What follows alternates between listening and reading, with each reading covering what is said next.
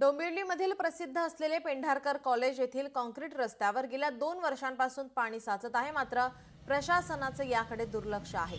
नागरिक आणि प्रवासी यांना यात साचलेल्या पाण्यात मार्ग काढावा लागतो। सदर रस्त्याचे काँक्रीट करण्यात आलेले होते, मात्र तो रस्ता योग्यरित्या न केल्याने इथे पाणी साचत आहे।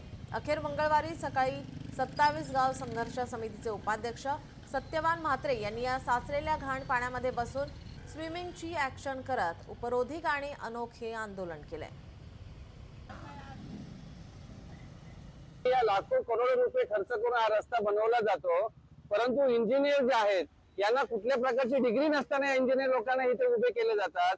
आज तुम्ही मला सांगा, रस्ता आहे हा सरळ पाहिजे होता, या ठिकाणी स्विमिंग पूल तलाव बनवून ठेवलेला आहे आणि हा रस्ता एमआयडीसीच्या अंतर्गत येत आहे। मुळात एमआयडीसी महाराष्ट्र औद्योगिक विकास महामंडळ म्हणजे सगळ्यात भ्रष्टाचाराचा महामेरू आहे। या ठिकाणी सर्व काही अलबेल आहे।